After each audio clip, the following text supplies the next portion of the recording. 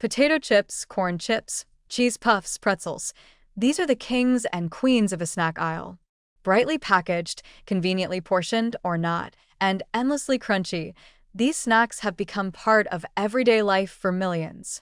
They sit in lunchboxes, office drawers, vending machines, and pantries across the world. They're sold as harmless little pick-me-ups, perfect for just a bite or a light snack. But beneath the colorful packaging lies a cold, calculated truth. Chips and snack foods are engineered for addiction. They're not just unhealthy, they're designed to override your natural hunger signals, push your calorie intake far beyond reason, and slowly unravel your metabolic health. Let's start with the trifecta that makes these foods so dangerous: salt, fat, and refined starch. Chips are deep-fried or baked under high heat, heavily salted, and made from processed carbs like potato flakes, cornmeal, or wheat flour. This combination creates a highly palatable, calorie-dense food that's virtually impossible to eat in moderation. The moment that first crunch hits your mouth, your brain lights up, dopamine is released, cravings are activated, and suddenly, stopping at a handful becomes almost impossible. This isn't lack of willpower.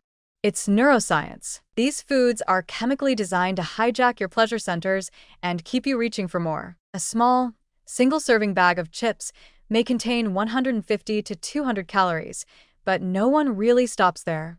The standard-sized bags sold at grocery stores can easily contain 900 to 1,200 calories, mostly from fat and refined carbs.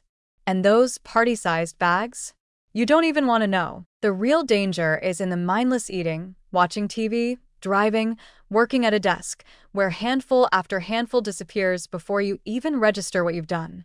By the time the bag is empty, you've consumed an entire meal's worth of calories with zero nutrients to show for it. And let's not ignore what kind of fat we're talking about. Most chips are fried in industrial seed oils, like canola, soybean, or sunflower oil, which are high in omega-6 fatty acids.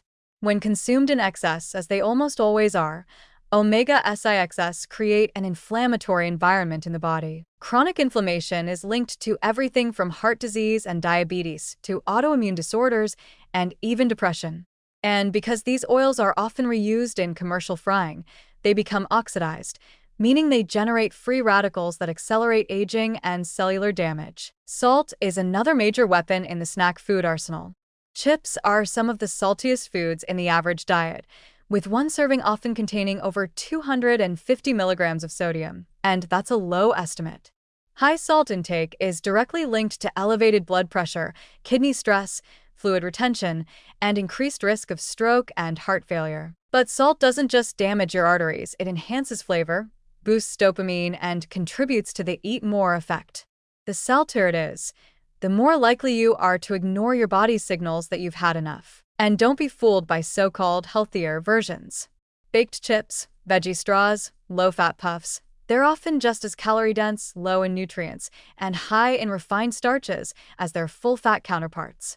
Baked still means processed. Veggie doesn't mean vegetables. It means powdered vegetable fragments shaped into something crunchy and salty. These are ultra-processed foods pretending to be better choices, but they do the same damage, spiking blood sugar, flooding the body with empty calories, and promoting weight gain. Let's be clear, chips and snack foods are not meals. They offer no real nutrition. They don't satisfy hunger in a lasting way. They don't fuel your body or your brain. Instead, they trigger compulsive eating behavior, increase your daily calorie load, and displace healthier options that your body actually needs. And yet, they're marketed as fun, casual, harmless. They're positioned as just a little something when in truth, they are engineered tools of overconsumption, and companies know it. It's also important to recognize how chips contribute to the broader pattern of poor eating. These snacks rarely stand alone. They show up with soda, candy, or fast food. They're part of grazing habits that keep blood sugar and insulin levels high all day long. They foster a cycle of low energy, constant snacking, and weight gain. They are part of the addictive rhythm of the processed food industry.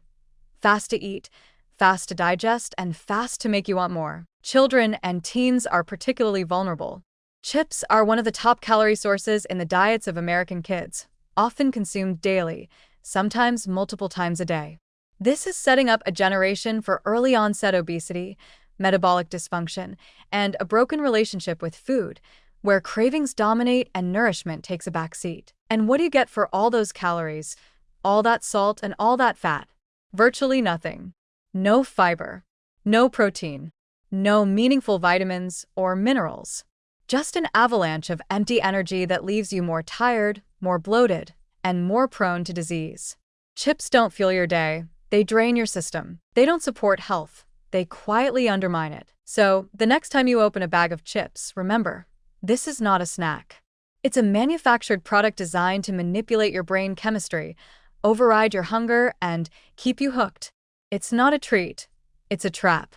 And while it may crunch like comfort, it chews away at your health with every bite. If you want real energy, real nourishment, and real health, skip the bag. Chips are not food. They're a food-like substance engineered for addiction, and they're costing us far more than we realize.